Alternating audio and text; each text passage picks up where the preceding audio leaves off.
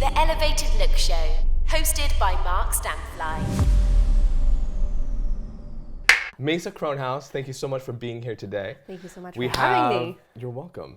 We have a marketing and social media guru to celebrities and YouTubers. I think that's fantastic. Even just talking to you a little bit earlier or yesterday, it was interesting to kind of hear about that process, and I'm excited to have you on here and learn more about that and the world and kind of what you're up to. So yeah, I mean, I know you have helped a lot of big YouTubers like Drew Lynch. You actually toured with him on his comedy tour, right? Yeah. And Cesar Millan and Molly Burke, who I'm not as familiar with, but I know a little bit. You can maybe she is great. Go into that more. Definitely.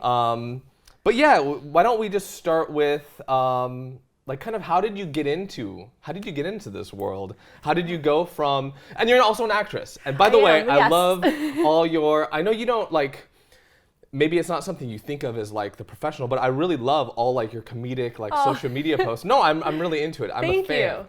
So I like all that. Much. You know, I really like that. But how did you kind of, go into that world? Maybe we can start there. Sure. So you know this, but I actually, before I became like a social media consultant, I was an assistant. So that's how I started out, and that's when I started working with Drew. And so for a few years, I was pretty much his assistant, but there was a lot that came with that. So I not only did like, I guess the normal assistant things, organizing and stuff like that, but I edited his videos, shot his videos.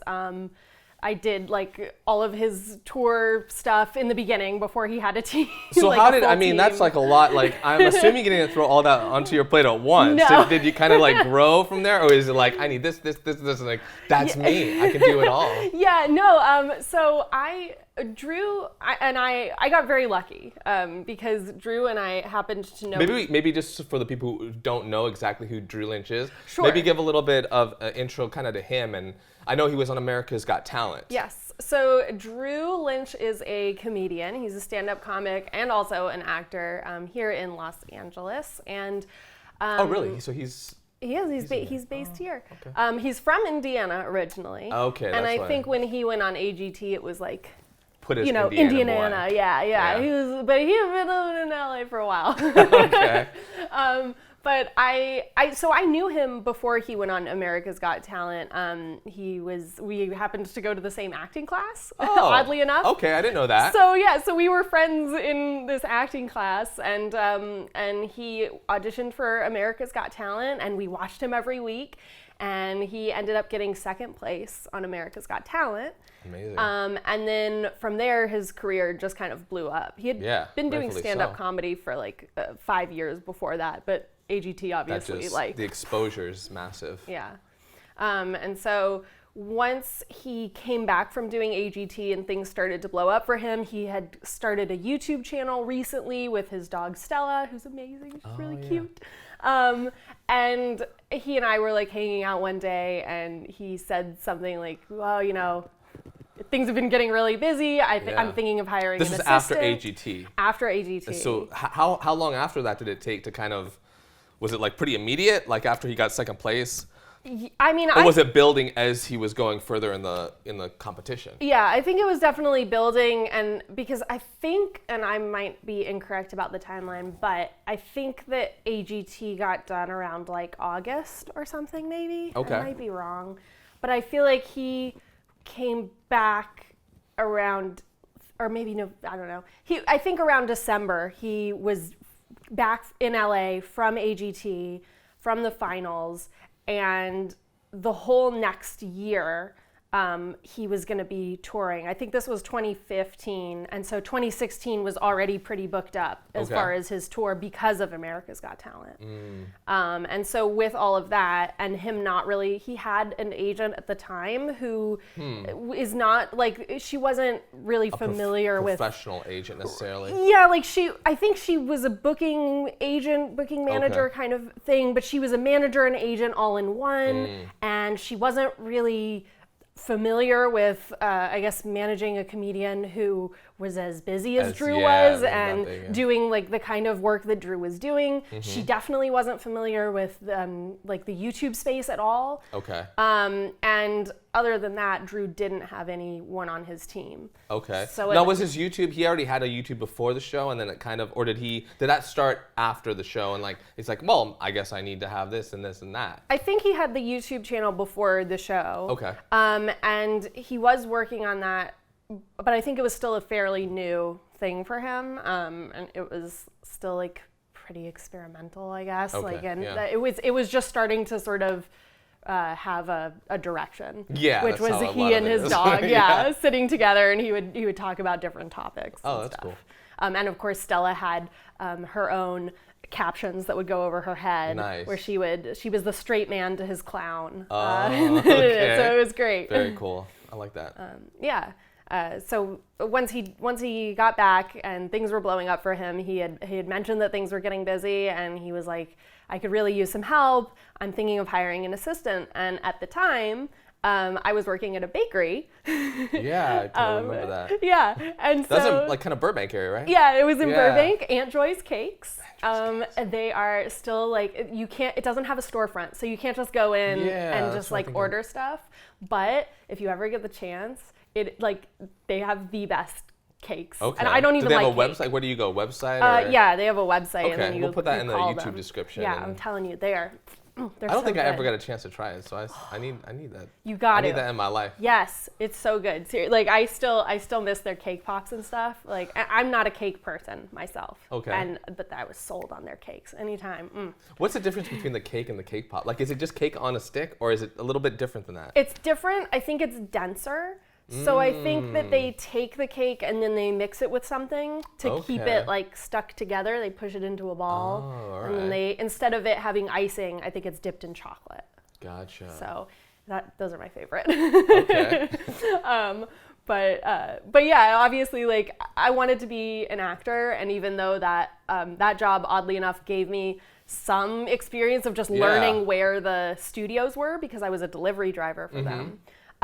It wasn't really helping me with like what I wanted to do. I still felt sort of stuck, and I had worked there for a while, so I had told Drew sort of offhand, with no other intentions of like becoming his assistant. Yeah. I had just said like, well, I could maybe help you out if Yeah. you want. I can help like organize your calendar.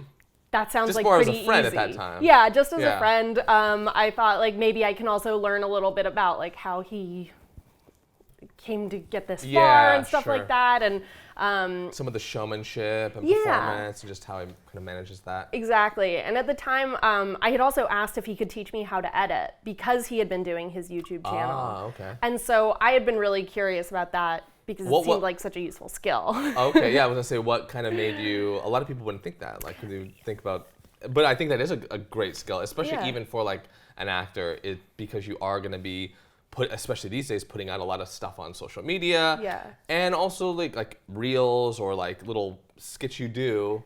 Yeah. YouTube. Then that's kind of a good skill to have. But That was exactly the thinking behind it. I Okay. mean, like I was just like, I feel like this is something that's important that I learn. Okay. And also I had found, and I still think that this is true, like when you want to be in front of the camera and be an actor, there's nothing more valuable than doing work behind the camera.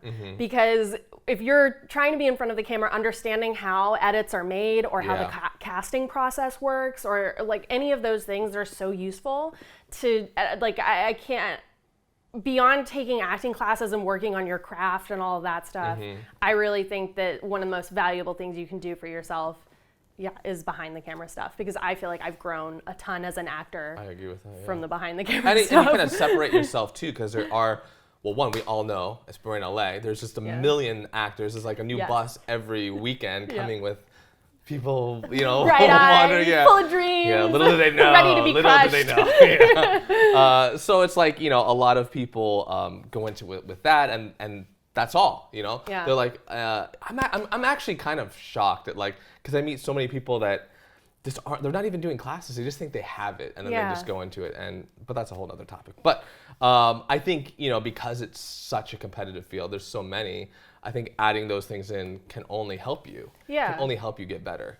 Yeah. I mean, I guess when I first moved to LA, I used to take it like a lot more personally when I wasn't getting roles, or if something didn't work out, or they would ask for another take, or I was a baby, and so I was like, oh, okay, am I not doing it right? Like, and it would make me so nervous. It wasn't until a friend of mine was casting for a thing that he wanted to do, and I was helping out and watching 10, 15, 20 women come in for the same part, that I started to go, okay, it's not personal at all. I get it now. I understand. And like, when you ask for another take, it might just be because you moved your head at just the wrong time when the camera person happened to move one way. Like, it's okay. It's really not personal. Definitely. Yeah, so it definitely helped my confidence with that.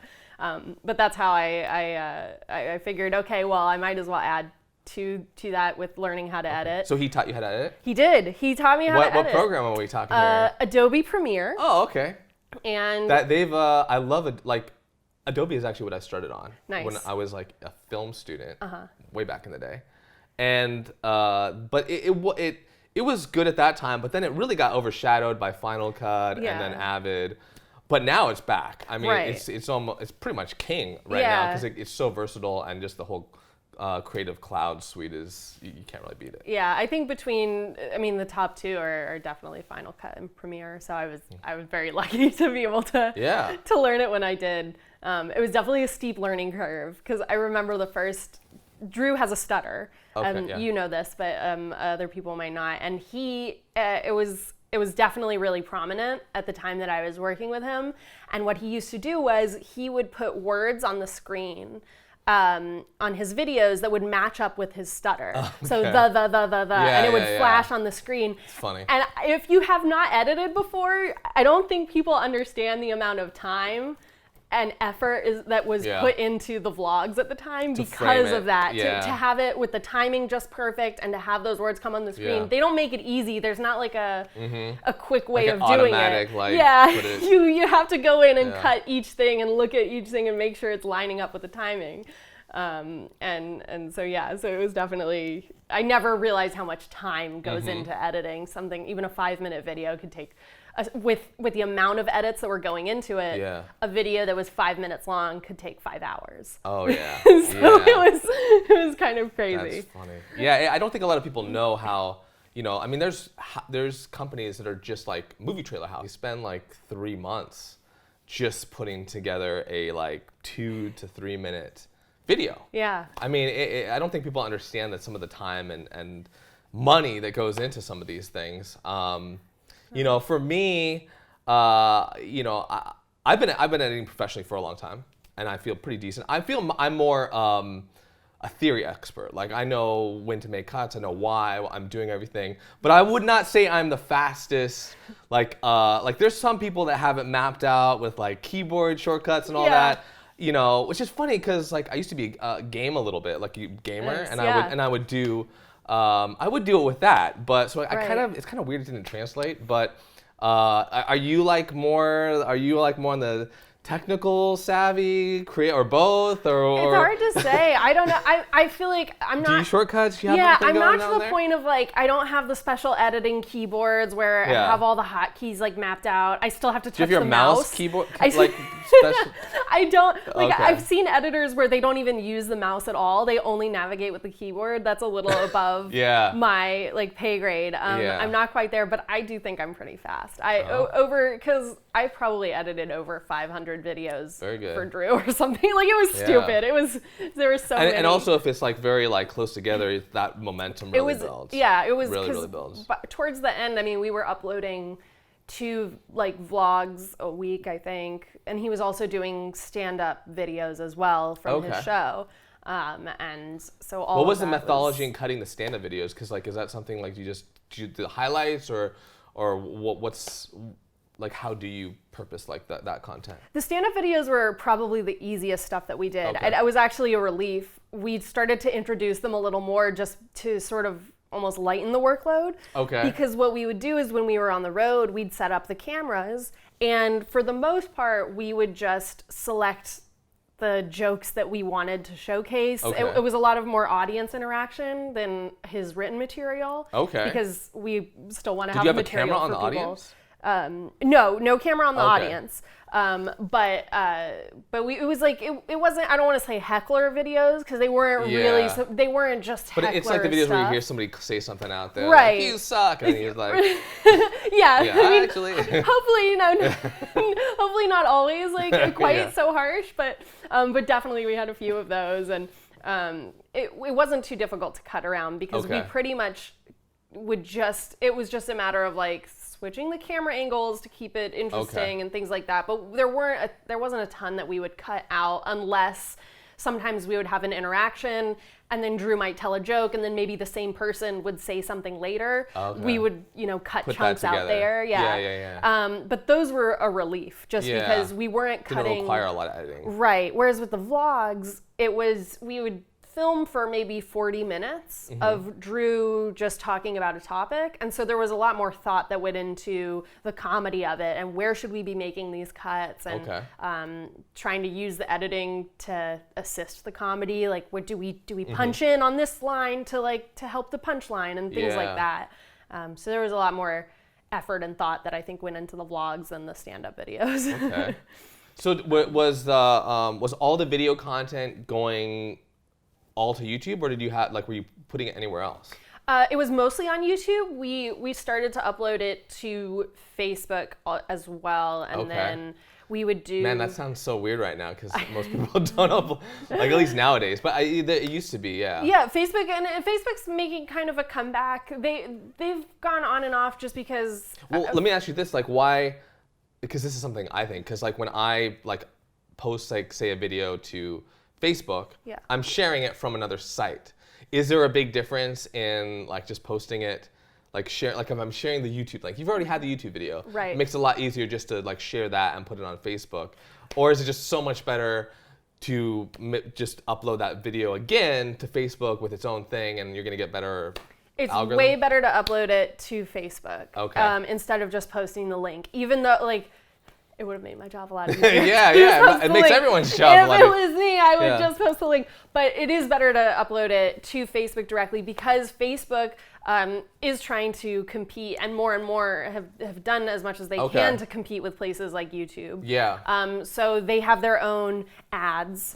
You can't do that if you upload it from YouTube and post the link. Gotcha. And they have, they count the video views and they also push videos. So people who were following Drew on Facebook would get those videos more often than if he were to just post a link, they might not see it. Facebook wanted to push their videos and wanted to seem like they were and are a hub for content creation.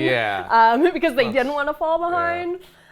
But even though a lot of younger people, even though a lot of younger people weren't necessarily using Facebook, Drew was on America's Got Talent, which has an older audience and a family that's true. audience. Yeah, it's very Facebook. And so a lot of people were on his Facebook and did see those videos. And some people found out about his vlogs and stuff through Facebook. Yeah, that's so. Yeah. So once we started really consistently uploading them to Facebook, we realized, you just have to. It was worth it. You just have to get over the. Yeah. Yeah, that's what I heard with. And anyway, I was doing all the work and anyway. you were doing all so. that, so might as well. Yeah. No, that's what I heard. It's a similar thing I think right now with TikTok and Instagram Reels. Yes. Is I heard a lot of people just take their TikTok with the little thing, but I guess Instagram's now built in an algorithm to detect that little it knows copyright, and then so it really punishes. It knows, and I'm fully guilty of uploading my TikTok videos to my Instagram Reels because I'm lazy and I don't get paid to do it anymore. So for me, I'm lazy and I do that, but I tell everyone, do not do that. It isn't good. Instagram does try to recognize the little TikTok icon, and you can't just necessarily cover it up. Because Instagram isn't detecting it once it's uploaded. There's probably metadata in there and everything too. It's so repost it. People think they're getting creative with it, and again, if you look at my Instagram, you'll see that I do the same thing. I'll cover it up and be like, I've done it too. See, I don't do a whole. I'm slowly getting into. The elevated look one I've been building now a little bit, but I'm still behind the curve with that. Slowly building. I'm like slowly learning. It takes a long time to learn some of these things. It's really difficult, especially to build from the ground up. TikTok starting from is scratch. amazing. Yeah. And it's been, people don't realize how long TikTok has been around, because I used to go to all the VidCons, which is the big YouTube event in Anaheim. And is that this year too, or? I think that they virtual? are. Yeah, I think they might still be doing it virtually this year. I'm not 100% sure. Yeah. I know last year, obviously, it was all. Would you go virtual. this year? Or you it's a lot. Because you more when you were more like. Yeah, more when I was working with YouTubers directly and like I was needed there. Yeah. It made sense, but it's kind of a trek. I've been there like 3 or 4 years. I mean, yeah, it feels like it when you're going alone. It's like an hour away. Yeah, that's a long way to drive. Okay. I mean, like if I can avoid going out to Anaheim, I would like to avoid. Then there's like people like in like other states right now thinking, man, you're an hour away. I'm in Indiana, and I can't get out there. It's true. And there are people that go to Disneyland every weekend, so I'm being... Yeah. Well, I mean, I used to be a pass holder, and my sister is a huge... she lives out in that area. Oh, okay. She lives out in that area, and so it makes sense. Her and her boyfriend both are pass holders, and they go there. And I like it. But I also like, I don't know, I think I'm going to wait until the mask thing is calmed down. Yeah, it just riding a roller coaster with a mask on, I don't know. It's a little strange. Yeah. So, I mean, I've been to VidCon, I think I was a... Did you go to Disney when you were down at VidCon? I did not. I've never been to Disneyland. Are you kidding? I've lived in LA for I think like 7 years now. But you've been to Disney World then? I have one time when I was 6 years old. Okay, you had to at least 6 years old. Yes, it terrified me. I remember being absolutely terrified. You don't like thrill rides? Or? Well, I was just 6 and like had never gone to anything like that. Yeah, well that's most kids. Yeah, I was probably like I was that like too. really gung ho, and there was this ride called Alien Encounters. And let me just like delve into this for a second. I know it's off topic. No, off topic. Okay, totally it is now, I believe, the Lilo and Stitch ride. Okay. They, I'm sure, had to rebrand it because of the hundreds of traumatized children that had PTSD from Alien Encounter. Disney ride. No, it was terrifying. You walk in and there are these aliens on a screen. I remember it like it was yesterday. Like what kind of aliens we're talking about here? Like they were like cartoony. Well, first I think you walk in and I want to say it was like a cone head looking dude. Like he was like all bald and he was like, hello, like welcome. Like a real guy or an animatronic? There was a TV like a video screen. Okay. So like it was an experience. So you would walk through, and I think there were like a little robot animatronic things on the side. Okay. Again, forgive my memory because there's probably I'm gonna YouTube this. videos No, about I'm gonna this. definitely check this out. And then they were like, we have a new alien to show you. Like go into the next room and sit down. And so then we were like, oh, okay. We go into the room, we sit. It's like a theater style seating. You sit down, and then the thing comes down over you, like you're on a ride, but really it's just to strap you in to torture you. Because then there's a cylinder, a glass cylinder, and then the alien appears. And in my memory, it was terrifying. I don't know, you might look it up and be like, this is But you're lame. 6 years old. But I was terrifying 6, yeah, keep in mind. And it was like this like crazy creature.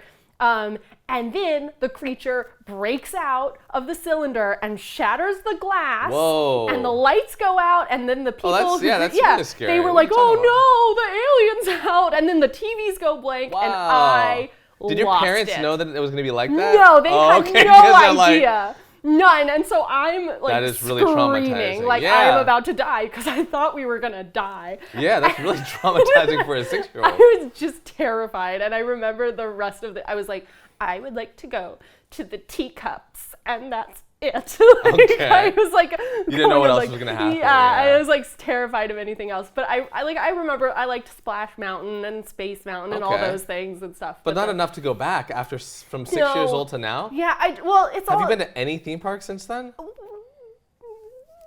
Does Six Flags count as a theme park? Yeah. Okay, I did Six Flags. I have a nice little squid hat from Six Flags. How old were you in that one though? I think it was after I moved to LA, so I was like 18, probably, or 19. But you haven't, since then, you still none. Still not. But also, I mean, it just, I would go. I have nothing okay. against these things, and I It do just want to go to depends. Disneyland. Like Yeah. I keep telling people, I'm like, one day California you gotta Adventure. take me to Disneyland. No, California Adventure is really cool too. Okay, well, boom, that too. That's a really good one. But you know, I gotta have friends to be like, hey, Yeah. like Get you let's pulled go. into that, yeah. We're going. You know, and, It's tough yeah. because it's like, hey, yeah, let's go. Let's all spend Tons of- $200 plus exactly. whatever else. Right. Let's all spend $50,000 today Yeah, collectively. exactly. And give it to Disney. Yeah. You know, that's the tough Right. part with that. But understandably, yeah. Not like at the top of everyone's priority list. yeah, when- exactly. yeah.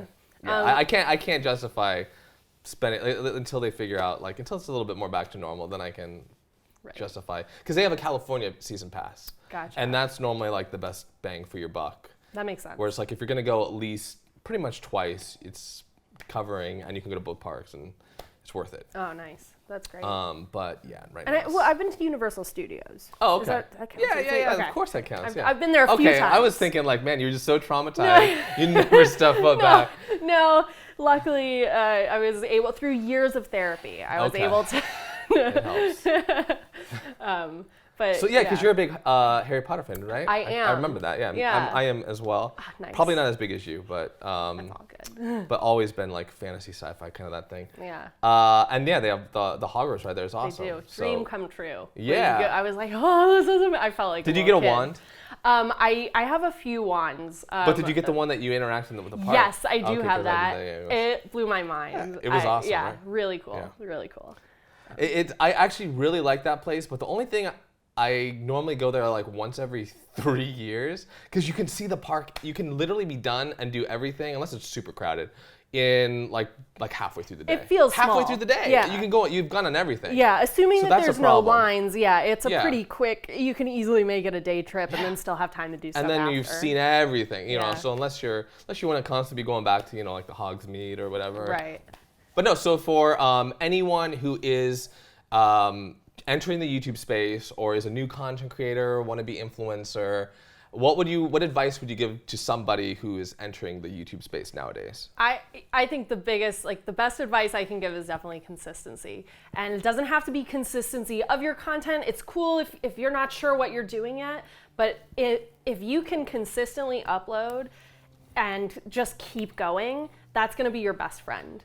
Easily, because you never know what is going to make you blow up or what's going to attract people, and it might be slow for a long time. And is it about just like also just when you do hit, say, that video like that kind of blows up or goes viral, that you've already had a lot of other content for them to look at? Is that kind of what you're... That's a big part of it, because it can be, I've had people who they upload for years and they don't get something, but then maybe someone starts talking about, maybe a new show blows up on TV and you happen to be reviewing that TV show. And then all of a sudden, anytime people look up that TV show, your video comes up. Okay. And so then you get a massive new audience out of nowhere. Yeah. And they want to look back and they become fans. So they want to see all the stuff you've done before that. And if you have 2 videos before that, Yeah.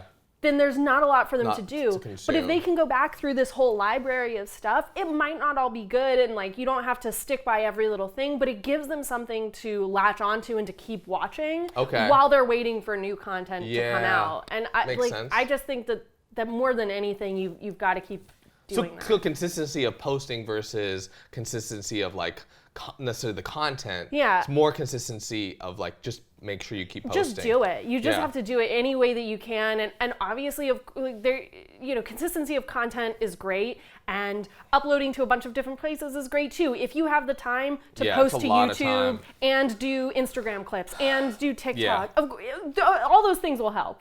The more you can do, it's always going to be Yeah. better. If you could upload every day, that would be amazing. Sure. But not everyone Yeah. is Casey Neistat or PewDiePie. Like, not everyone can just Well, yeah. Do you think do like it every single one day. thing I've gone back and forth, like, we have our podcast, which is weekly. So Mm-hmm. it's like every Monday we have that. So that's like a staple. And then Yeah. I actually started a little larger. I'm like, let me do these mini shows, which we'll do one later called Deflate or Elevate. Like that Okay. one I've been doing every week. So as of now I have like, it looks like I've released like 2 videos every week, about Nice. maybe Yeah. 3. But when I was starting, I was doing about 4 or 5. I was doing like clips. It was overwhelming, and also I was still figuring some stuff out. Right. Like, this would you rather section, I like it, but it doesn't really fit into the brand, so bye. Yeah. So it's kind of figuring it out.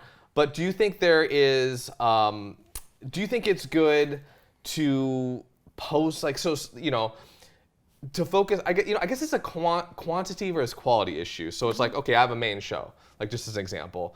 Would you recommend somebody has their main show and they're just making sure that that is solid and good to go? Or would you say, no, if you can, like do a little like FaceTime vlog and post every day to, or is it because it's not going to match, that's what I've gone back and forth with. I'm like, well, I could do like, okay, could I do like marketing tips for the day? I'm like, yeah, that might actually really be helpful to people. But I've been more like pulling clips and putting on other platforms. It depends on the person. Yeah. So a lot of what I do is looking at any existing content that people are posting and what their means are in terms of a budget, in terms of their team. Are they alone? Do they have an editor? And things like that, and figuring out where they can best capitalize and put their time and energy. So if you have the time to do things that are high quality and high quantity, do it until you start to feel like the quality is going to start suffering. Okay. But there's also nothing wrong with,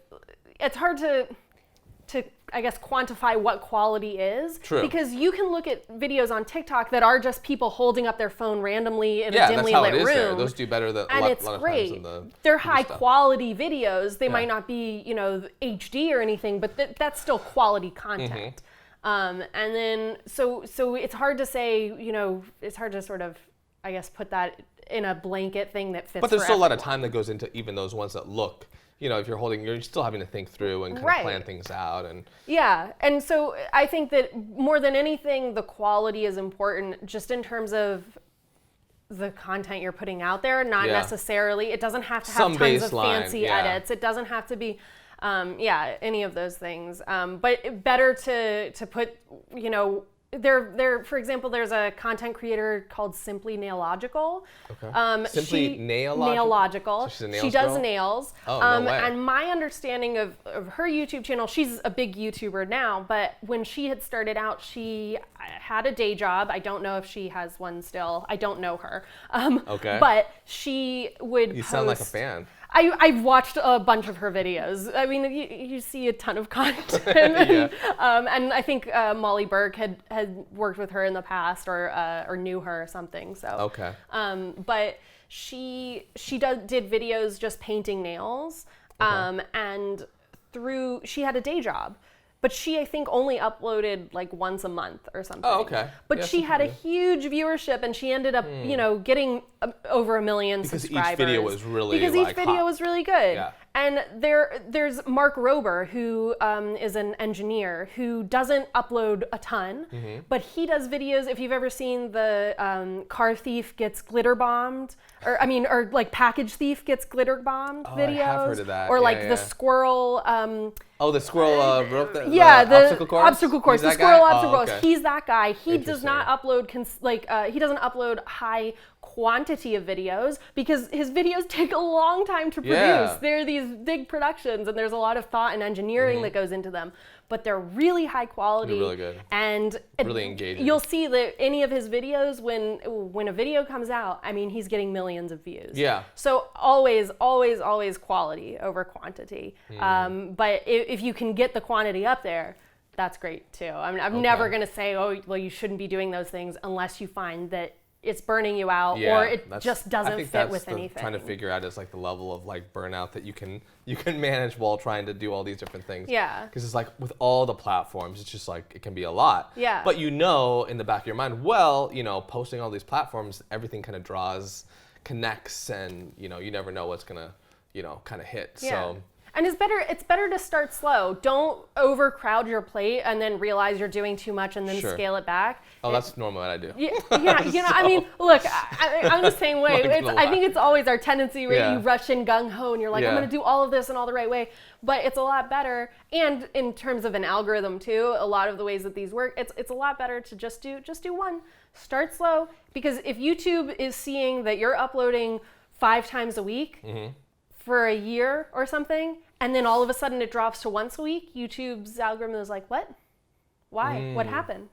Why is it not? Oh, really? Yeah. So, you uploading. So you don't want to go too far past what you can handle. Don't go crazy. Okay. Yeah, or go like maybe 1 week you're uploading 3 videos because you're feeling really productive, but then next week you're not, so you don't upload any. And then next week you do 1. that also messes with it. So it's fine if you've had a really great week and you're being super productive, but then save those videos. Save it and keep it. So that way on the weeks that you're lazy, you have some content backlogged. Yeah, that's always good. That's good. And then you could be consistent, and the algorithm rewards that, and so will your audience usually. Okay. Yeah. Okay, very cool. I think that's great. Yeah, I think that's very solid advice. Like, what would you maybe taking it to the next level? Like, because you work with a lot of like big time YouTubers already. Yeah. What about for those people? What about the people who are fairly successful? Like, who already? What is like the 2021 advice you'd give to them? I think don't be afraid to change your content. Oh, really? Yeah. Because I think change is the most important thing. Because now, what do you mean? Like, so if they're known as like the comedy dog vlogging team, now let's go to we're out trying different foods in LA. Yeah, it could be, because so here's the thing, and this is something that I used to talk about with Drew, because there's the sad fact that with dog vlog, Stella, who's amazing, and she's gonna live forever, but there are other dogs out there that might not live forever. Yeah. And so you have to think about, well, what's gonna happen to this YouTube channel if that doesn't have longevity? Yeah. And so that is part of why we initially started to upload stand-up clips, because we wanted to give viewers who loved dog vlog something else that maybe they could watch. Not all of them might be like, yeah, this is exactly the content I want, but it's good to have something out there, or for Drew to do sketches or other comedy videos that don't rely completely on having Stella there. And Stella could also branch out and do her own videos without Drew. You know, she's not going to be held back. But really, I think that the most common pit that creators fall into is that they stick with something because it's worked for them for so long. And that's not necessarily a bad thing, as long as it's still working. But it doesn't, the same tricks get old. Like Fred, who used to do the high-pitched videos, I don't know if you remember. This was like early YouTube. But he would be like, "Hi, I'm Fred," and his video was like super high-pitched and very annoying. Like some people really loved it, but some people were really annoyed. Yeah, because I was young, and so like the first Fred videos I watched, I was like, this is comedy, man. This is the fun. It's not, but after a while of watching that, you get over it, and you want to see something else. If you look at creators like PewDiePie, who's the top. Is he still the top? He is the top single content creator. So there are like T-Series, which does the teams. They're big teams of people. But PewDiePie is a standalone content creator, and he's still king. But if you look at the trajectory that his career has taken and the types of content he's been putting out, it's switched. He's always done. That's pretty good if you can adjust with the times, kind of. Yeah, I think it's really, truly, it's the most important thing. Because, if you're known for playing Minecraft and that's all you play, Minecraft isn't always going to be the hot thing. Sure. And it's not. People move on and they do other things, they branch out, and your audience grows. You might have an audience that's 9-year-olds that suddenly, now they're 13, 14, 15. Sure, their interest changes. So you have to adjust your content, and you have to be willing to take risks. It might not always work out. Maybe you'll try a new piece of content and people are like, yeah, this isn't for me. But maybe you hit on something that's really great, that people are like, wow, I loved this guy for these things, but I love him for this too, and then you gain new audiences. Yeah. So easily, if you're successful, don't be afraid to change and try something new. Because it can be scary. I think that's why most people wouldn't, because they're like, I've already built this. I don't want to ruin it. Let me just keep this. Yeah, but that's the biggest hurdle. It is, because that could potentially be your downfall and why you go out of style. Yeah, exactly. I mean, easily. I think a lot of big content creators, they start to see their views plateau or start to decline, and they know that something needs to happen, but it's scary to think if you change your content, well, maybe those people aren't going to stick around, or if they try a new piece of content, it might not get the same views that you're used to getting. Sure. But that's okay, because just like you had to build it up from the beginning, now you're still building, not from square one though, at least. You're already in a bit better position, but you got to change. Yeah, you have to be willing to try something new. And it's kind of like also why are you doing it? Are you doing it because you want to I've got to hit 50,000 likes. Like, Right. I wouldn't, that's not me. Like, Yeah. I will do this show for 10 people. I'll do it for 10 million. Like, I like doing it. Yeah. So that's kind of my motivation. I think it can provide a lot of value to people, a lot of insight into like the entertainment industry, and it's fun. Yeah. You know, so I don't get sometimes how people can get so attached to this, you know, and again, it's like that may happen, but then it might go away. Like you're attached, if that's why you're doing it, it's going to be a roller coaster ride of emotions, Yeah. and it's probably not healthy mentally. Yeah, exactly. I think that's a great attitude to have because, you know, as much as your audience can get tired of your content, you can get tired of your content too. Yeah. And it might not seem like so bad when you're doing it for a year or two. Yeah. But after 5 years and you're doing the same videos, you might start to feel pigeonholed by your own audience. That's true. You're like, but maybe I want to try something else. It's okay. Yeah. Do what you want to do because, Absolutely. I totally agree with that. What do you think of YouTube Shorts? Because I've heard with like the algorithm, YouTube now for 2021 is, I don't know how much, I've just researched a little bit, but I heard they're prioritizing like the shorter content. I mean, it's fairly new, but I heard the algorithm now is prioritizing that content. So like, if you're new, it's actually a really good spot to go on to kind of build faster. But what do you think of that space? Like, do you think that is good for people to do, or is that, you know, is YouTube going to win in that space? Because they're competing against TikTok, Instagram Reels now. Yeah. They're a little late to the game, but... Right now, everyone is trying to compete with TikTok, which was inevitable because when I was at VidCon maybe 3 years ago, I was standing in a group of people, there was like 12 or 13 people over at the hotel where the creators all stay. They were all under 18 and making 6 figures a year. And at the time, this was not like TikTok was not a thing. Not everyone was doing TikTok. Yeah. It was like that weird app that like the kids use. Yeah, it was very young. Yeah, it used to be young. Musical.ly, where people would dance along to like music, and it just wasn't. Nobody really knew about it except for this very niche group of people. Yeah. And they were capitalizing off of it big time. And one of the kids that was there was like, people are going to realize that we're making this kind of money and it's only a matter of time. Yep, exactly. And that's exactly what happened. He was like, anyone who doesn't get on TikTok now, they're going to regret it. Yeah. And now look at, and he was right. And even still, I think there's a lot of room. Like, I don't think it's peaked. You know, I think there's still a lot of room to There get is in. still room. Like, if you're doubting, just get on TikTok, just do it. So because all of these things, like YouTube is trying to compete now with TikTok, all of these content spaces are trying to compete with TikTok.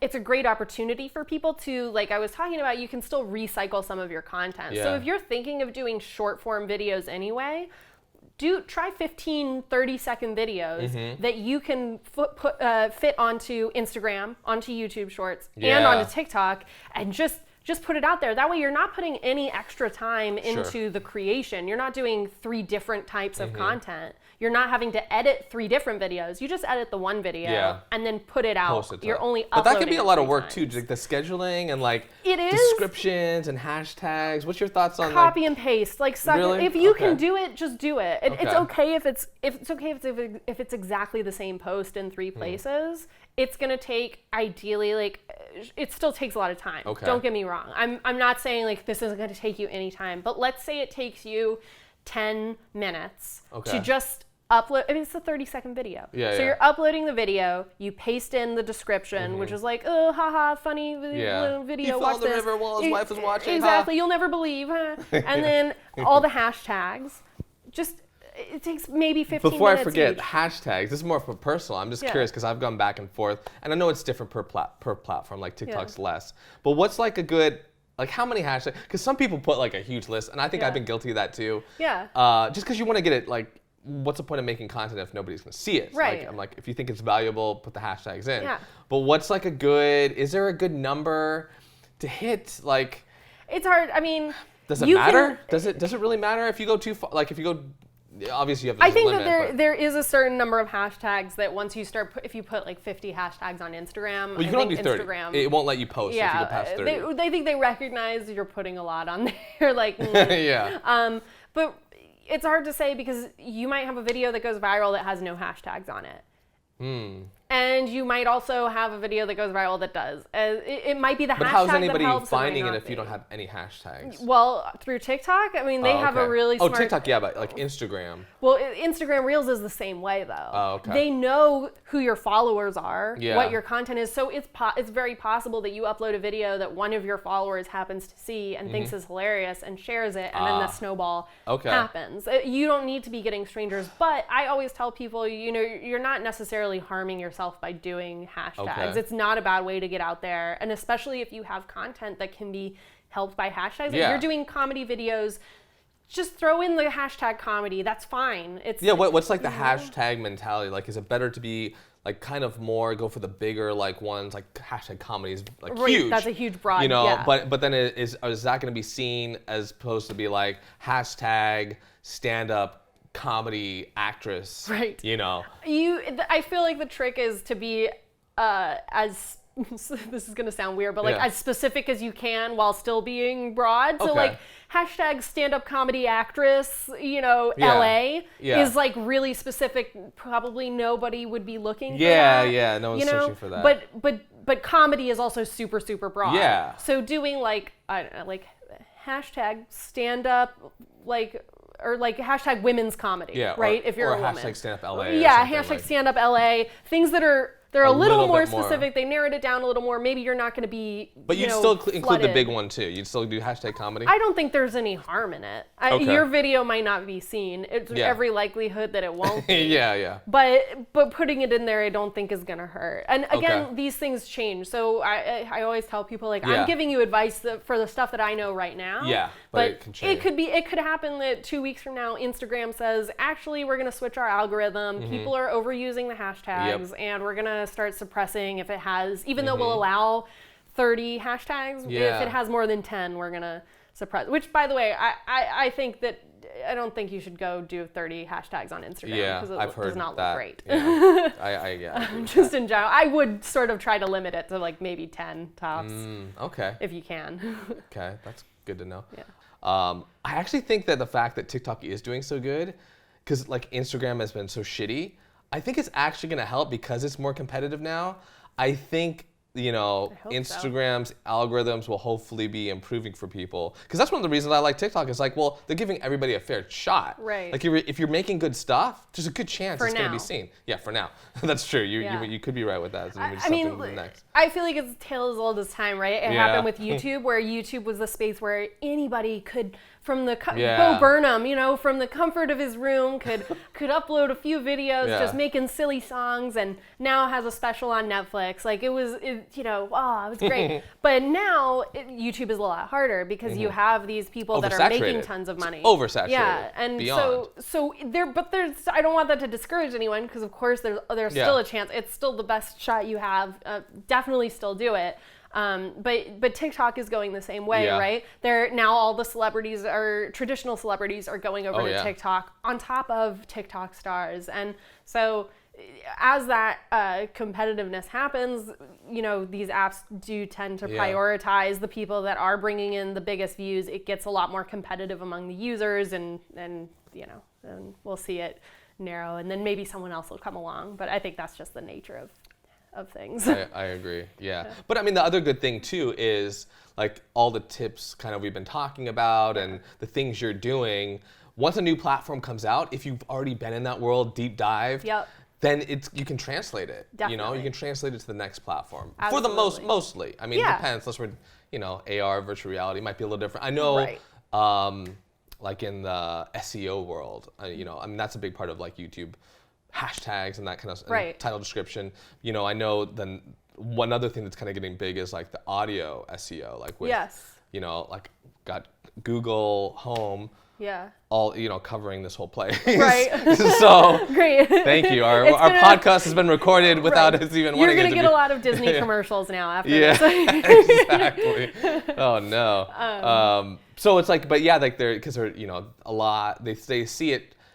Especially, you know, we're so fast paced. We're so like short. We just saying, hey, you know, we don't have Alexa on, so like Alexa, buy me my camera, and then like it's just easy, you know, or buy me a 4K camera with this and this and that, and then it's like it's pretty much done. Confirm purchase, boom. Right. You know, so that's kind of I think maybe that, those, but I think, in general, a lot of the stuff you learn is going to apply to whatever the next big thing is. Is there a next big thing? Do you know it? I don't know. I mean, there's so many people that come out, and it's like Vine, right? Vine happened, it exploded, and then it was sold and disappeared. I mean, just like that out of nowhere. So you never really know, and it was by chance that TikTok happened to be able to survive stuff where other places failed. Almost got banned and shut down. Right.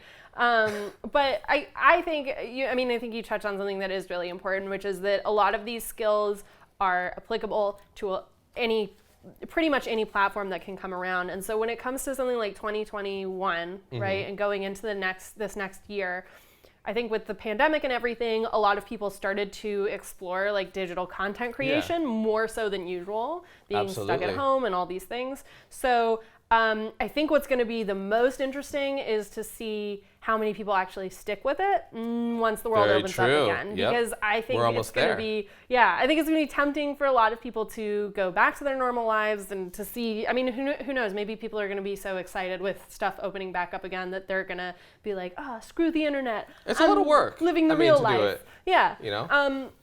But I think that if people who started something during the pandemic, the people that stick with it are the people that are going to get the rewards from it. And again, it goes back to like the consistency of everything.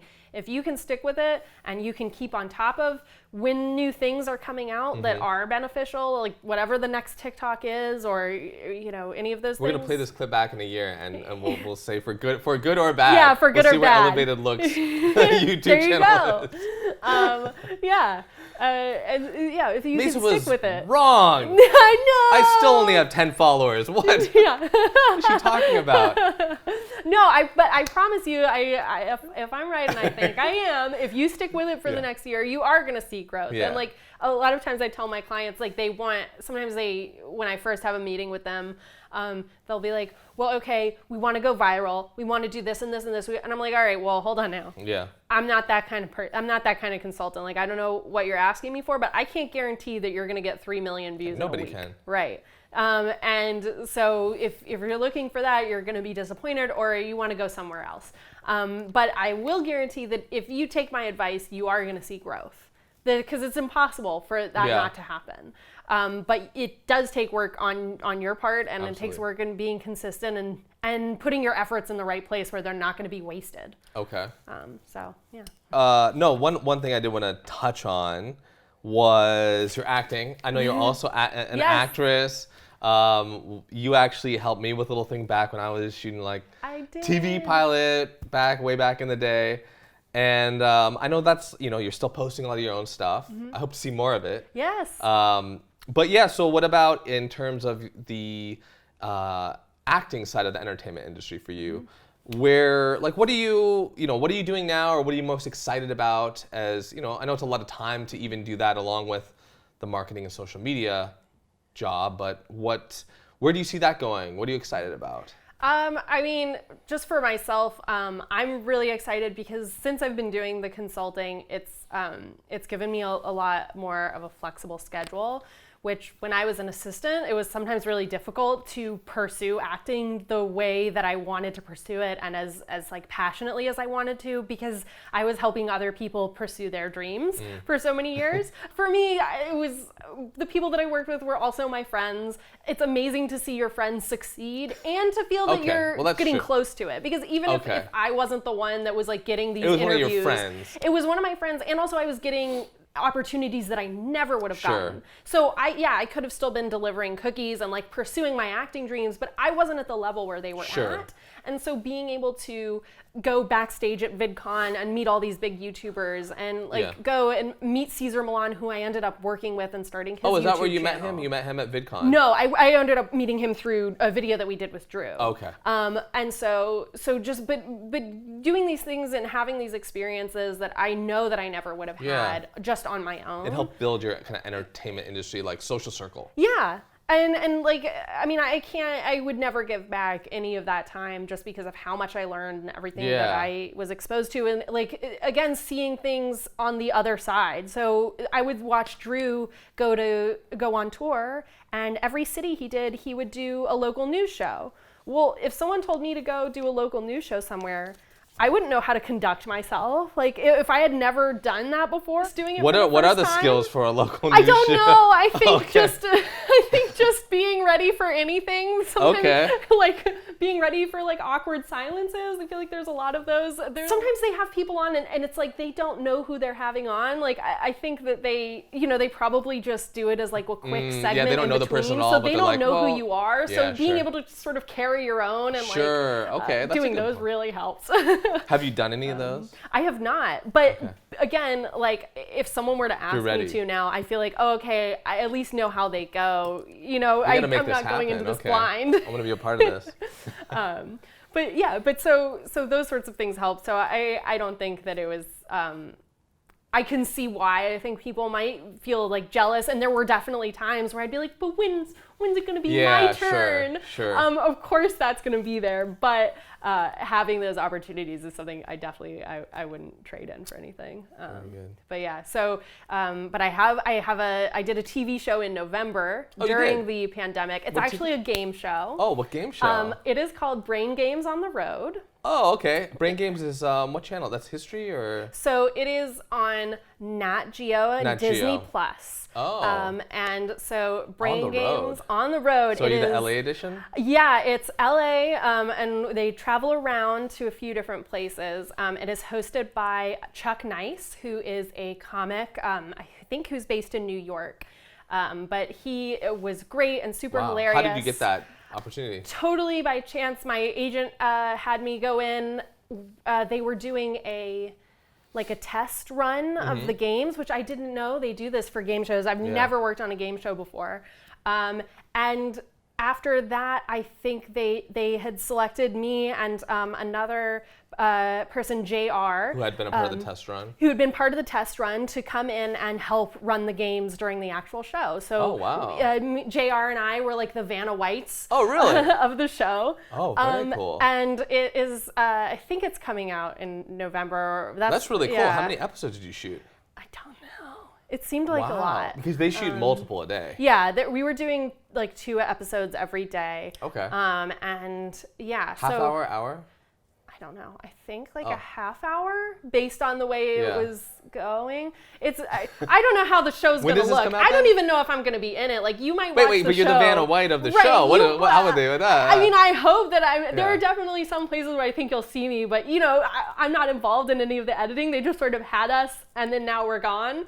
So Okay. I'm just sort of waiting. The Yeah. trailer just I'm came looking for this. out. Oh, really? Okay. You can Were you see in the me. trailer? I was. You can see me for That's a like good sign. less than half a second. Oh, like okay. truly, if you blink, you'll miss me. But Okay. so I don't actually know if it might just be my hands, and then you'll go back and be like, "Look, Mesa was on our show. Yeah. she's here. If you freeze on this frame." Go to 1 minute and 34 seconds and 12 frames. Exactly. And you can see Mesa's hands. Exactly. But hopefully, it's a little bit more involved than that. And when can But- I watch this? I think it should be coming out in the fall. We shot it in November, and they said that they would. It should be released in the fall of this coming year, and I think Okay. that is probably right because they just released the trailer. So one thing I was kind of curious is, you have an agent. Yeah, Do you call him your agent, your manager, or both? he's my agent. Agent. Yeah. So is it? I'm just curious, like these days, because I haven't talked to a lot of people about this question specifically, but with your agent as an actor, are they getting you all the roles, or do you still do some searching yourself, or like how does that play out? Is it a mixture? So the advice I was given that I think is the best advice is that your agent is great as an agent, and that's fine. But if you're only relying on your agent, especially when you're starting out, you're not going to be getting that many roles. I mean, maybe you will, and then that's great. But I think it's really important to submit yourself for things just as much. Okay. Because there are some things that, you never know what you could hit on submitting yourself. And especially when you're starting out, your agent might have 20 other people that they're submitting for. And, hopefully you're a priority, but probably you're not. Probably you're not making him or her enough money For them to care for enough. them to be like, yeah, we got to send this person out on everything. And even when I was working with like Drew, who also was an actor and had an agent, by the time I left, he had an agent who was submitting him for TV shows and stuff. And he would get called in on on network shows. It still is important to submit yourself just for certain things. Yeah. Because especially the stuff you want to be doing, right? And at the very least, even if you're not submitting yourself, keeping an eye out for those things and looking at what's shooting, what you could be good in. Because if there's something... How do you go about doing that in like 2021? Watch TV, man. You just watch TV. And that way, I mean, if I see something and I call my agent, I'm like, hey, Dave is out with Lil Dicky. Big fan of Lil Dicky. I think I could fit well with that comedy. Can you give me an audition? Like, if my agent happens to know the casting director, like, he can help hook that up. Very cool. But if you know somebody who is making TV shows, or you know someone who is in that space, finding out where you can fit in and seeing if you can get the job yourself is just as important. And your agent will love you the more for it. So, because then Yeah, because how does that work? Like, if you ended up just booking something without their help at all, do they still get a percentage? Yes. Ideally, your agent should, and this is a good thing. I've heard some people who are like, maybe that's not good. The reason why it's good is because ideally your agent is also there to protect you. So your agent is there to make sure you get the fair shake. To make sure, exactly. So it might not matter if you're doing like a little student film that doesn't really have a budget anyway, and whatever, that's fine. But if you're booking a job and you book something that is substantial, you want your agent to be looking over the contract and helping navigate those things for you. Okay. Yeah. How did you go about getting your agent, by the way? Is this somebody you've had for a while, or is this... My agent is actually fairly new. I've only been with my agent for about a year. So we started, I think, like pretty shortly before the pandemic happened. Is this your first agent, or did you have one before that? I had agents before that. You fired them all. Huh? I know. Man, not bad. Not at all. Who should everybody not go to? No, they were great. Can we just name drop here some people? No. I have not ever had a bad agent, thankfully. But this particular agent I met through a friend who it's also her agent, and she was like, I really think that you guys would get along. I think that he's looking for someone who has your look. He doesn't have someone who's, Persian and Jewish, like a mixed person on his team yet. Like, I think that it would just be a good fit. So I was like, okay, like, great. I met with him, we clicked. My previous agent, as much as he was really great, especially when I was starting out, I was starting to feel like, he had other clients that were like more of a priority, which is fine. It's totally normal. Like, and I wasn't getting sent on the stuff that I felt was maybe what I wanted to start being sent on. And so I felt my new agent could do that. And so I talked to my old agent. I was like, hey, here's what I'm thinking. He was like, I think that's great. Parted ways, and now I have this new agent, and I feel like you're already booked on the game show. Yeah, exactly. That's so awesome. I got no complaints, and I think that is important.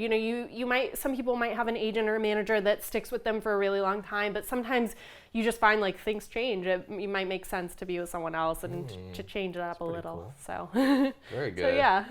What is your dream role? Like, if you could be in anything right now, what would you be in?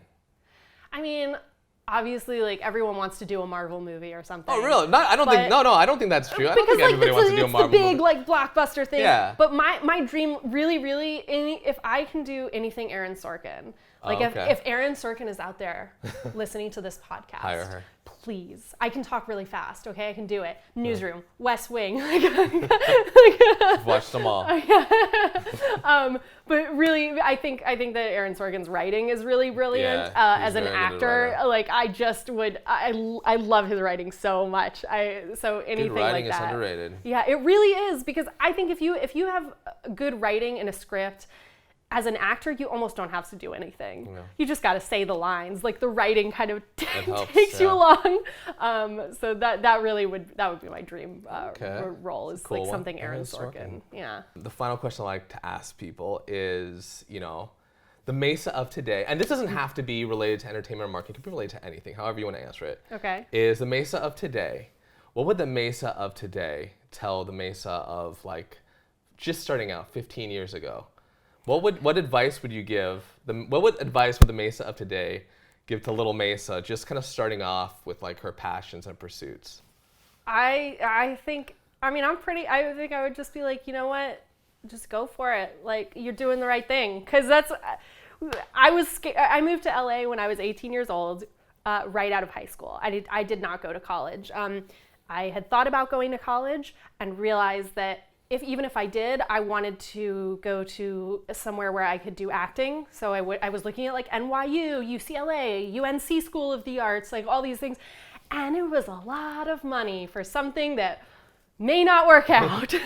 And so I took a risk and I moved out here. And when I first moved to LA, I was living in a 1-bedroom apartment with 5 other people. Okay. I was scared and like didn't really know what I was doing, but I wouldn't take it back for anything. Like I think a lot of, because like I could have always moved back. You know what I mean? If it didn't work out, I could go back home. And it paid off. And yeah, and I've had the most insane experiences. Like I can't wait to see what the next 5 years brings. Exactly. So I would just be like, just go for it, man. Like keep going. Yeah. you're on the right track, buddy. Like Okay.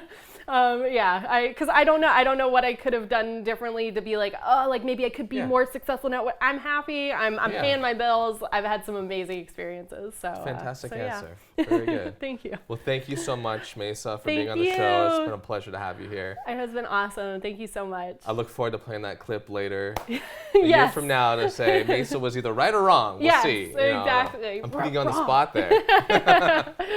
I'm ready. Maybe I'll have to bring you back just to have you answer that question. Perfect. But no, thank you. No, it's been good. Thank you. Thank you. Thanks for watching. There's lots more content coming your way, so make sure to subscribe to get the latest episodes delivered directly to you.